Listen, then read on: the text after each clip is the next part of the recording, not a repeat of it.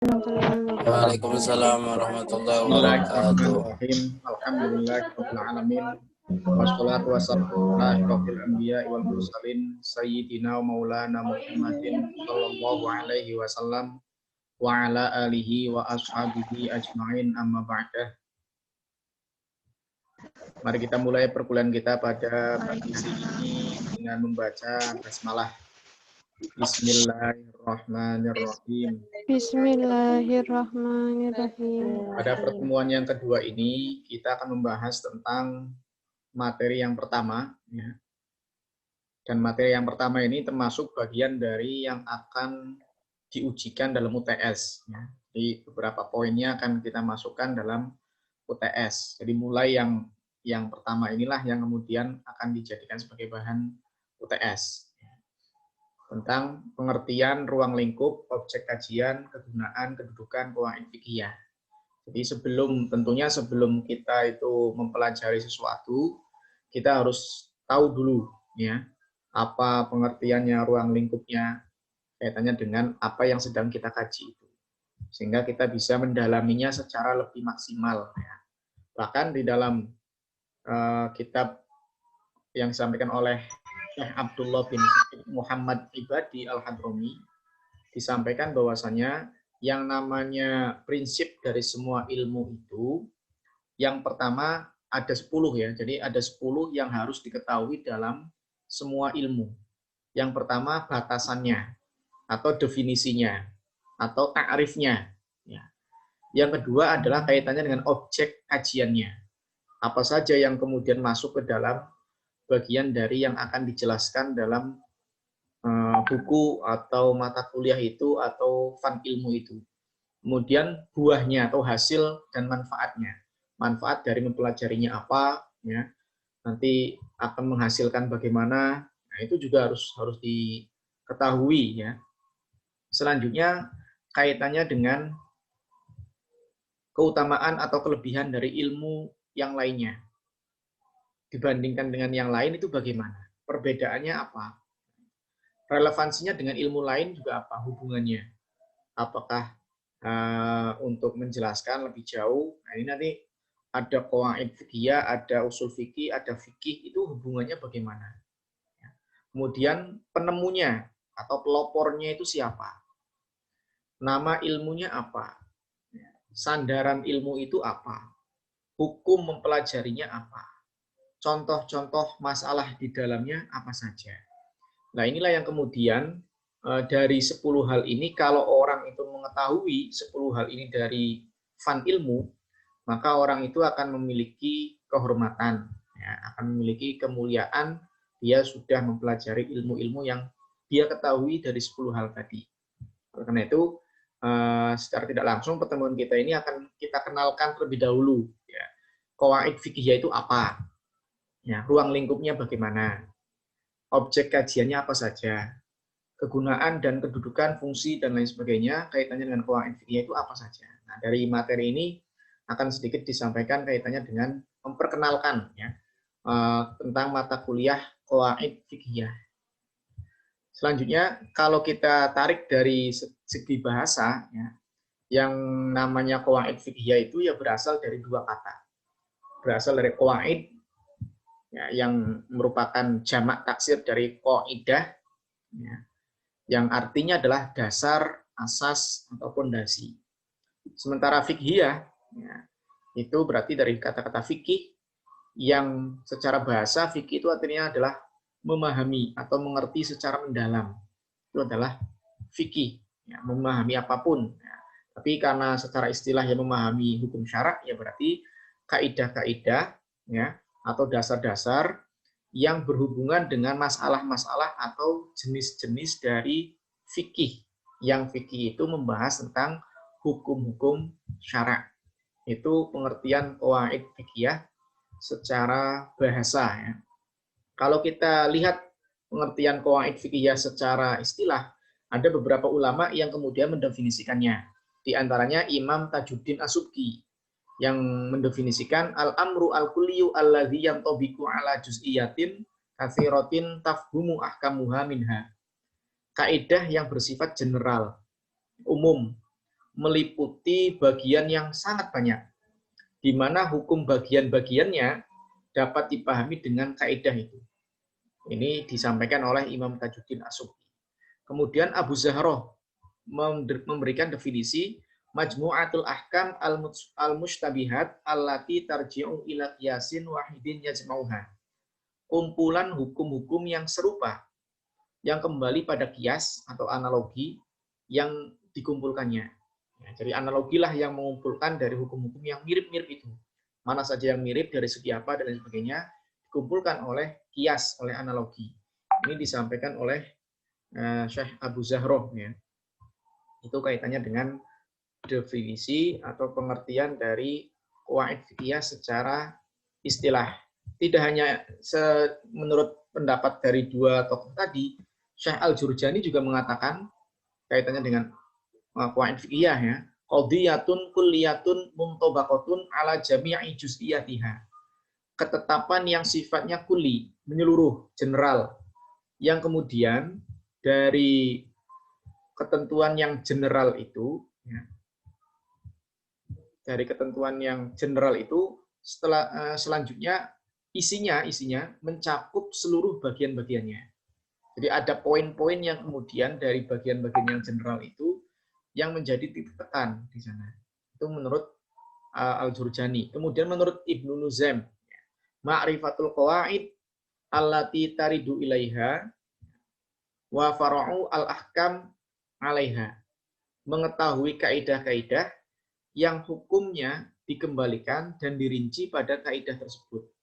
Jadi mengetahui kaidah-kaidah hukum yang nantinya akan dikembalikan dari kaidah itu beberapa kaidah-kaidah lain. Menurut Syekh Jalaluddin Asyuti, hukmun kulliyun yang tobiku ala juz'iyatihi. Hukum kulli yang sifatnya menyeluruh, general, yang meliputi bagian-bagiannya. Jadi secara tidak langsung, ya, kalau kita ambil kesimpulan, bisa melalui kesimpulannya ini, yang namanya qawaid fiqhiyah adalah pola-pola yang ajeg, yang tetap, dan terus-menerus, yang nantinya akan digunakan sebagai kunci berpikir dalam pengembangan dan seleksi hukum fikih. Karena memang qawaid fiqhiyah ini merupakan kunci untuk mengeluarkan hukum dari dalil. Sehingga dengan kaidah ini, seseorang dapat menerapkan hukum furu' dan berlaku pada semua bab atau cabang fikih. Jadi ibaratnya gini, qawaid fiqhiyah itu ibaratnya adalah dari berbagai macam, makanya pendekatannya induksi ya, qawaid fiqhiyah ini pendekatannya induktif. Dari berbagai macam hukum-hukum fikih yang berbeda-beda, dari perbedaan-perbedaan dan macam-macamnya hukum fikih tadi, itu kemudian dicarikan kata-kata mutiara, mungkin istilahnya seperti itulah. Kata-kata mutiara yang dari kata-kata mutiara itu akan mencakup bagian dari bab-bab fikih yang sudah disebutkan banyak itu. Ya. Sehingga nanti akan mempermudah, oh ini ada kata mutiara tentang masalah fikih yang seperti ini. Nah, itu. Nanti misalkan al-umuru bima qasidiha. Segala sesuatu itu bergantung pada tujuannya. Sehingga memasukkan niat. Dan begitu seterusnya yang masuk ke dalam bagian-bagian tentang niat. Nah itu dibagi, satu tentang itu, dua tentang apa, dan begitu seterusnya. Jadi semacam kata-kata mutiara yang dapat menggabungkan berbagai macam bagian-bagian atau cabang-cabang fikih dalam satu kata mutiara itu, sehingga kita akan mudah untuk menyeleksi hukum-hukumnya dari hukum-hukum fikih tadi. Sehingga kalau berdasarkan seperti ini, ya, maka yang terjadi usul qawaid fikih itu bisa muncul setelah fikih terlebih dahulu. Setelah munculnya beberapa keputusan-keputusan fikih, ya, maka barulah dibikinkan qawaid. Ya, di list lah istilahnya gitu ya. Dari berbagai macam itu di list jadi satu dan dicarikan kata-kata mutiara. Itu adalah istilah sederhananya memahami tentang qawaid fikih. Sementara kaidah dalam hukum Islam itu ada dua. Ada yang namanya kaidah usul fikih, kaidah usuliyah, qawaid usuliyah, ada juga kaidah fikih, qawaid fikih. Jadi ada istilah qawaid usuliyah dan ada qawaid fikih. Perbedaannya apa? Perbedaan dari qawaid usuliyah dengan qawaid fikih. Kalau qawaid usuliyah itu digunakan untuk mengeluarkan hukum, takhrijul ahkam, ya, dari sumbernya yaitu Al-Qur'an dan hadis. Itu kaidah-kaidah usuliyah. Misalkan ada am, ada khos, ada mutlak, ada muqayyad. Nah, itu namanya kaidah-kaidah yang usul, ya, kaidah usul. Ada, oh ini ayat ini bersifat am, oh ayat ini bersifat khos, oh ini ayat ini bersifat mutlak, oh ayat ini bersifat muqayyad. Yang nanti kemudian dari sifat-sifat itu dibikinlah kemudian takhrijul ahkam, mengeluarkan hukum dari sumbernya itu. Nah, karena ayatnya am, maka keputusannya ini. Kalau ayatnya khos, maka keputusannya seperti ini. Itu namanya kaidah usuliyah. Kalau kaidah fikih, qawaid fikih, kaidah yang kemudian disimpulkan secara general, ya, dari materi fikih yang kemudian digunakan untuk menentukan hukum dari kasus-kasus baru atau yang belum jelas hukumnya di dalam nas. Jadi awalnya itu fikih dari berbagai macam keputusan fikih itu kemudian digabungkan, ya, secara yang general itu, hukum fikih yang general itu kemudian dijadikan sebagai perkelompok-perkelompok lah istilahnya, perkelompok-perkelompok, kemudian dari kelompok-kelompok itu dibikinkan sebuah kata-kata mutiara, ya, kata-kata yang mengeneralisir akhirnya dari kasus-kasus itu. Nah, kata-kata mutiara itu yang selanjutnya kalau ada permasalahan baru, kata-kata mutiara dari qawaid fikih itu bisa dijadikan sebagai alat untuk penerapan hukum dari masalah yang ada. Nah, jadi fikih, ya, fikih itu kan berasal dari syariat, awalnya syariat, kemudian digali, diproses oleh usul fikih menjadi fikih. Dari berbagai macam keputusan fikih yang begitu beraneka ragam, kemudian dibikinkan qawaid fikih. Nah, dari qawaid fikih ini akhirnya muncul lagi permasalahan baru, sehingga dari qawaid fikih, karena ada permasalahan baru diproses, jadilah fikih baru. Nah, gitu. Itu proses ininya, ya, proses perjalanannya itu. Nah, dibikinkan seperti itu. Kemudian ruang lingkup kajian qawaid fikih itu apa saja yang menjadi objek, menjadi bagian kajian, ya. Kalau kita mempelajari, ada orang nanya misalkan, qawaid fikih sih mata kuliah isinya apa? Nah, isinya adalah membahas tentang al-qawaid al-fiqhiyah al-asasiyah al-kubro. Kaidah-kaidah fikih yang nanti di situ isinya bersifat dasar, ya, bersifat dasar dan mencakup berbagai bab dan permasalahan fikih. Kaidah ini disepakati oleh seluruh mazhab. Ya, jadi qawaid fikih al-asasiyah al-kubro. Kemudian ada al-qawaid al-kuliyah, kaidah-kaidah yang menyeluruh yang dapat diterima oleh mazhab-mazhab. Tetapi cabang-cabang dan cakupannya lebih sedikit daripada qawaid yang pertama tadi, yang al-kubro itu. Ya. Kemudian ada qawaid al-madhabiyah, kaidah-kaidah yang itu menyeluruh pada sebagian mazhab tapi tidak pada mazhab yang lain. Ya. Misalkan ada mazhab 4, hanya 3 yang mengikuti sepakat itu, tapi yang satu mazhab tidak. Nah, itu al-qawaid al-madhabiyah. Ya. Kaidah ini terbagi pada 2 bagian. Ada kaidah yang ditetapkan dan disepakati oleh suatu mazhab, dan ada kaidah yang diperselisihkan pada suatu mazhab. Ini termasuk bagian kajian dari qawaid fikih. Kemudian al-qawaid al-mukhtalaf fiha al-mazhab al-wahid, kaidah yang diperselisihkan dalam satu mazhab, misalkan mazhab Syafi'i. Tapi kaidah ini digunakan di dalam mazhab Syafi'i dan masih banyak perselisihan. Nah, itu ruang lingkup kajian qawaid fikih. Tetapi ini lebih umum, ya. Ibaratnya itu sebenarnya kalau belajar qawaid fikih bisa beberapa SKS, ya. Tapi karena kita mendapatkan hanya 2 SKS, ya, maka ya kita sederhana saja yang kaitannya dengan kaidah-kaidah yang umum, ya. Kemudian ada kaidah-kaidah yang khusus, ada kaidah-kaidah yang kaitannya dengan inti dari kaidah, semua kaidah bermuara pada satu kaidah, ya, hanya itu, ya. Jadi kita fokusnya karena kita 14 pertemuan, ya, dan kita tidak ada qawaid fiqhiyah yang kedua, ketiga, dan begitu seterusnya, sehingga permasalahannya tidak bisa kita kaji seluruhnya. Ya, nanti kalau kaji seluruhnya nanti malah setengah-setengah jadinya pemahamannya. Supaya lebih maksimal, ya maka kita ambil beberapa dari ruang lingkup kajian qawaid fiqhiyah itu. Kemudian kedudukan qawaid fiqhiyah. Dengan adanya kaidah fikih, ya, qawaid fiqhiyah ini kaidah fikih.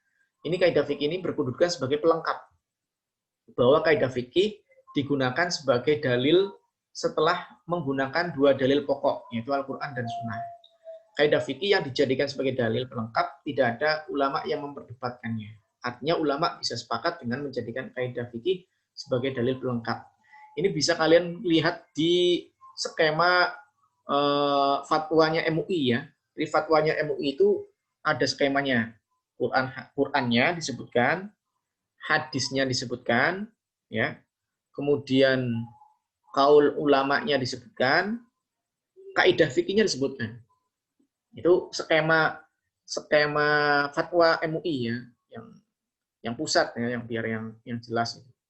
Itu skemanya seperti itu, ada Qur'annya, ada hadisnya, ada kaul ulamanya, dan juga ada kaidah fikihnya yang kemudian disebutkan dijadikan sebagai landasan untuk memutuskan suatu fatwa. Ini kalau pengen lihat bentuk dari qawaid fikih ada di fatwanya MUI. Kemudian kaidah fikih sebagai dalil mandiri. Bahwasanya kaidah fikih ini bisa digunakan sebagai dalil hukum yang sifatnya berdiri sendiri tanpa menggunakan dua dalil pokok. Dalam hal ini, para ulama berbeda pendapat tentang kedudukan kaidah fikih sebagai dalil hukum mandiri. Ya, kalau Imam Al-Juwaini berpendapat kaidah fikih boleh dijadikan dalil mandiri. Namun menurut Al-Hawani menolak pendapat Al-Haramain. Nah ini kalau menurut Imam Al-Haramain mengatakan bahwasanya kaidah fikih bisa berjalan sendiri, tidak perlu menyebutkan, jadi cukup dengan berpatokan pada kaidah fikih saja, tidak perlu menyebutkan dua dalil pokoknya yaitu Quran hadis, tidak perlu. Ya, cukup dengan menyebutkan qawaid fikih saja sudah cukup.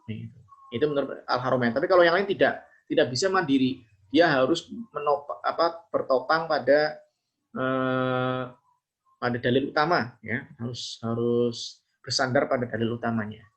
Kemudian kedudukannya qawaid fikih dalam konteks studi fikih adalah simpul sederhana dari masalah-masalah fikih yang begitu banyak. Kayak tadi saya katakan, begitu banyaknya keputusan-keputusan fikih, maka kemudian di list dari banyak-banyaknya itu di list, kemudian dicarikan kata-kata mutiara, yang kata-kata mutiara itu bisa mencakup segala permasalahan-permasalahan fikih yang begitu banyaknya itu. Nah, yang nantinya dari kata-kata mutiara atau kaidah fikih itu, kemudian kalau misalkan ada permasalahan baru itu bisa dikupas ya. Keputusannya itu melalui kaidah itu terbuat dari fikih yang sebelumnya. Jadi kaidah fikih bisa membuat fikih baru. Nah, gitu. Itu rangkaiannya seperti itu. Sehingga kedudukan qawaid fikih ya adalah sebagai simpul sederhana dari masalah-masalah yang begitu banyak dari masalah-masalah fikih. Kemudian lapangan fikih itu kan begitu luas, ya.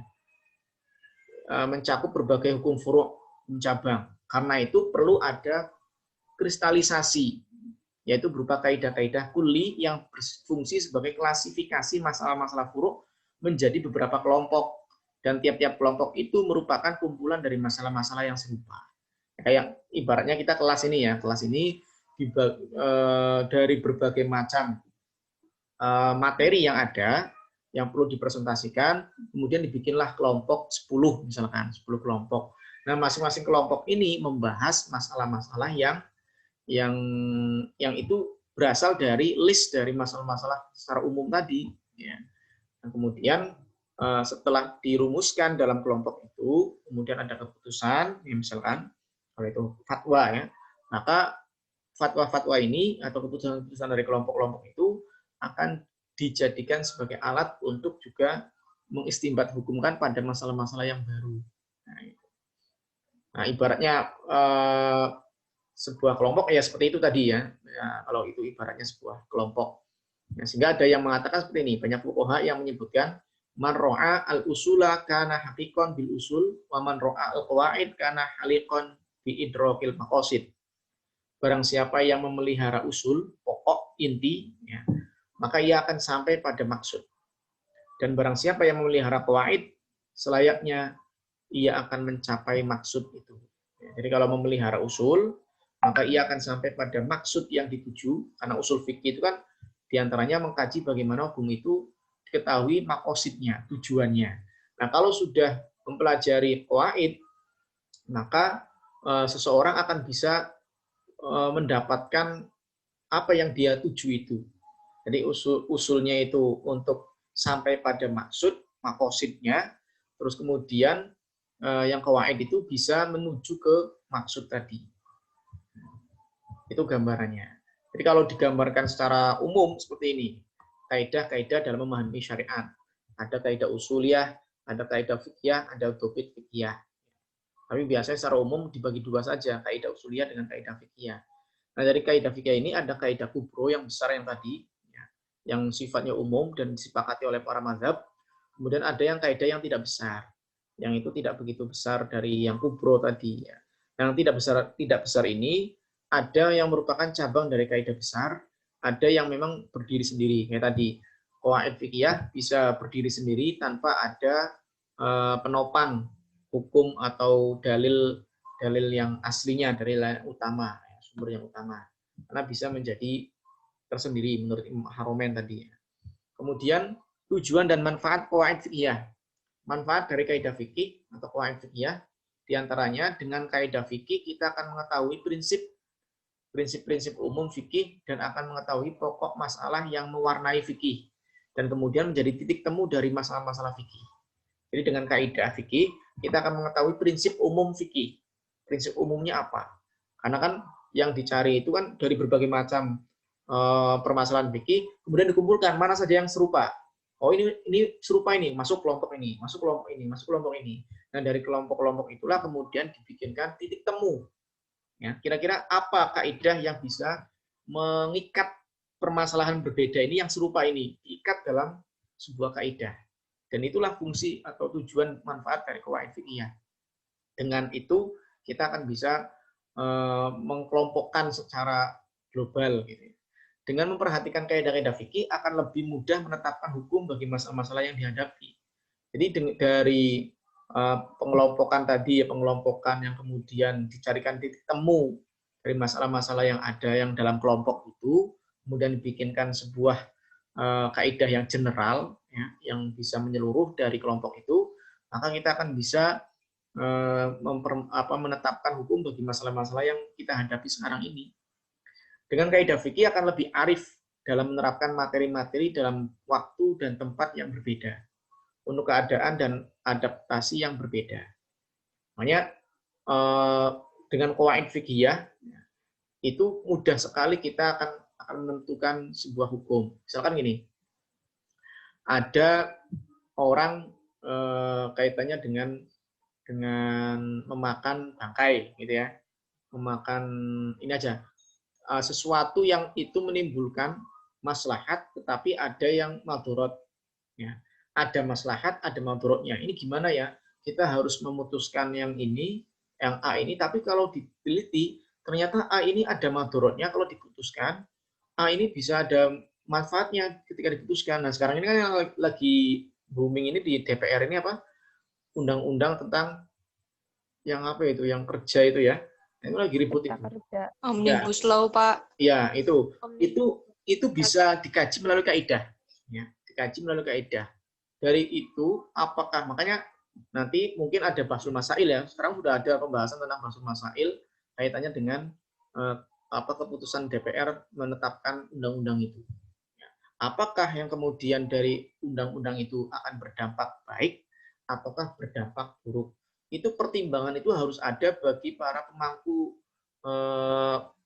kebijakan ya. Kenapa? Karena akan ada madorot yang ditimbulkan walaupun memang ada manfaatnya. Nah, kalau dari sini bagaimana kita mengambil langkah? Ya, kalau dalam kaidah disebutkan darul mafasid muqaddamun ala jalbil masolih nantinya. meninggalkan atau menolak segala macam yang menimbulkan bahaya, menimbulkan mafsadat, itu bisa diutamakan atau diprioritaskan daripada kita mengambil manfaat. Nah, kalau ada bahayanya, ya kita tolak bahayanya saja, walaupun itu memang ada manfaatnya. Itu resiko. Nah, itu kita ambil itu karena memakai kaidah ini. Nah, termasuk Gus Dur itu dulu kayak gitu. Kalau tidak dilengsarkan, kalau tidak turun, ya, kalau tetap ngotot menjadi presiden bisa tetap. Cuma karena kalau tetap mempertahankan akan bisa menolong Indonesia. Ya. Tetapi satu sisi akan ada konflik, ya sampai berdarah-darah yang kata Gus Dur itu. Ya.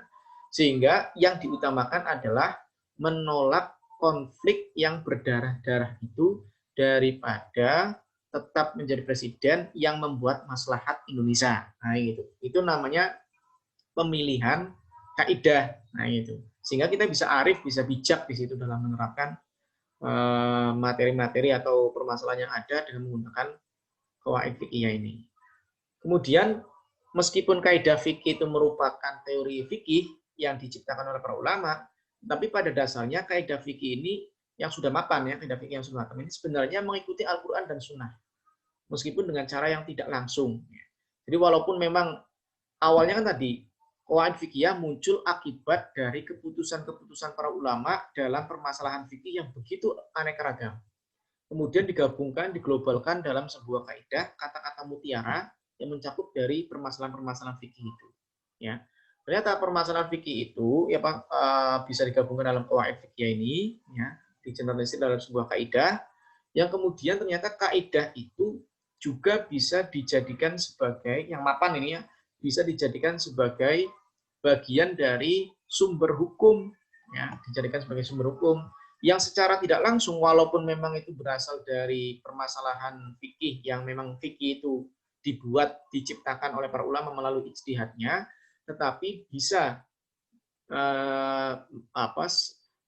qawaid fikih ini bisa langsung diikutkan pada Quran dan hadis. Nah, itu karena semua ijtihad para ulama juga tidak lain bersumber dari Quran dan hadis.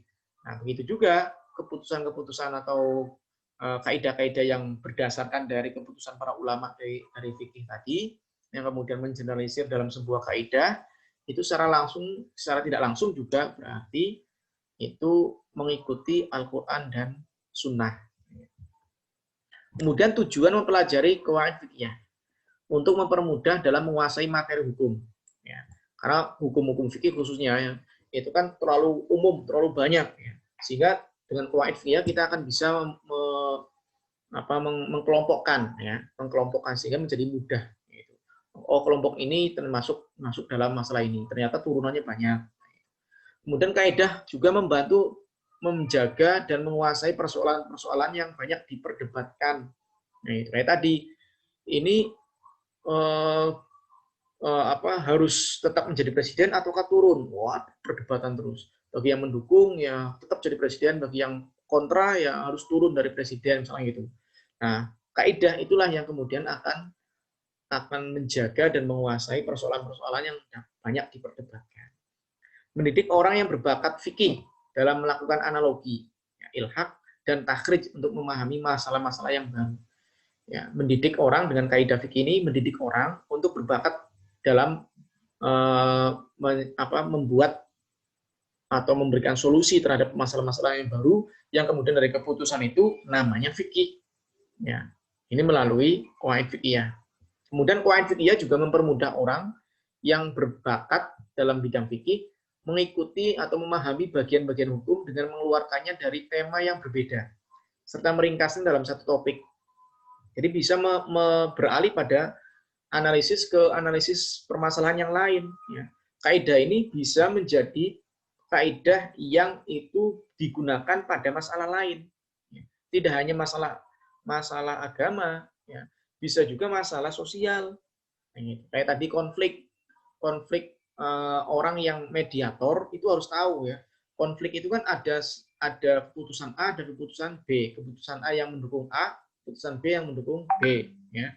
Maka penengah itu harus tahu mana yang kemudian harus digunakan sebagai penengah ini. ya, maka melalui kaidah kayak tadi, ya, mana yang lebih maslahat, mana yang kemudian banyak madharatnya, nah, itu dicek. Ya. Kalau misalkan memutuskan ini, madharatnya apa? Kalau diputuskan seperti ini, manfaatnya apa? Itu menjadi bagian dari tujuan dalam mempelajari qawaid fikih. Kemudian meringkas persoalan-persoalan dalam satu ikatan. Kayak tadi saya sampaikan, fikih kan begitu banyak. Diikat menjadi satu, kumpulkan yang serupa-serupa, jadikan satu, kelompokkan satu masalah apa, kelompokkan lagi masalah apa. Nah, kemudian dijadikan sebagai pengikat, ya, yang selanjutnya nanti dibikinkan sebuah kaidah yang dari ikatan-ikatan itu akan bisa menggabungkan seluruh permasalahan-permasalahan yang ada dalam kelompok itu. Kemudian pengetahuan tentang kaidah fikih merupakan kemestian, karena kaidah mempermudah cara memahami furuk yang bermacam-macam. Ya, jadi intinya mempermudah kita dalam memahami banyaknya perbedaan pendapat ulama yang ada di dalam fikih atau berbagai macam keputusan-keputusan hukum yang ada di fikih, yang dari hal-hal yang serupa kemudian dikelompokkan menjadi satu, dibuatlah sebuah kata-kata mutiara, yang kata-kata mutiara itu bisa mencakup dari banyaknya permasalahan, banyaknya persoalan itu. Nah, kata-kata mutiara itu juga nantinya kalau ada permasalahan baru akan bisa dijadikan sebagai alat untuk menganalisis permasalahan yang baru dan bisa dijadikan sebagai metode istimad hukum. Ya, selain usul fikih. Kalau usul fikih itu kan langsung dari Al-Quran dibahas, ya, dikaji, dikelola, ya, dimasak sedemikian rupa menghasilkan sebuah masakan namanya fikih. Itu kalau yang usul fikih. Jadi perbedaannya ini kan syariat, ya, syariat itu sesuatu yang semua disebutkan di dalam Al-Quran maupun hadis, atau yang berdasarkan wahyu itu semuanya dikatakan syariat, sehingga syariat sangat umum sekali.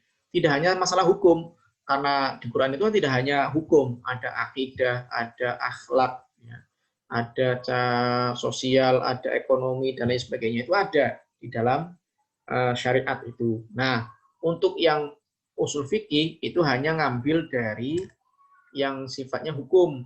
Ya, dari hukum yang ada di dalam syariat itu, kemudian dikelola. Bagaimana ini secara bentuk teknisnya, secara bentuk pelaksanaannya. Nah, kemudian dikaji melalui kajian usul fikih dengan berbagai macam teori-teorinya, terus jadilah kemudian keputusan fikih.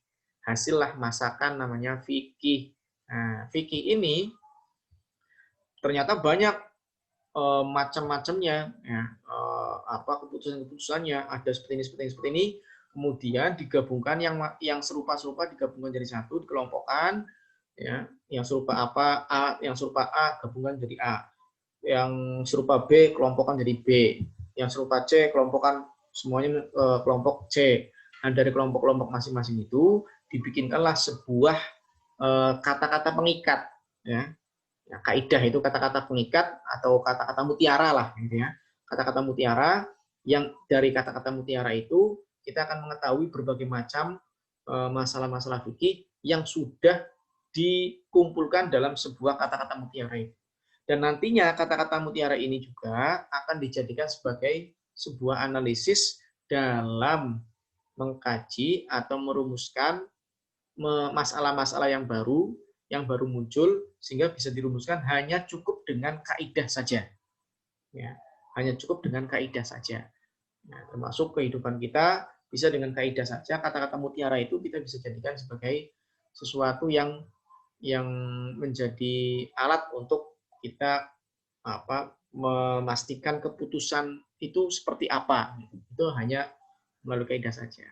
Ini setelah ini Zoom-nya mati, nanti kita buka Zoom yang kedua, dan itu wilayah kita untuk membuka pertanyaan dari mahasiswa. Ini Zoom yang pertama adalah penyampaian materi yang saya sampaikan kaitannya dengan materi yang pertama, mengenal qawaid fikih sebelum kita jauh menjelaskan materi-materi tentang qawaid fikih.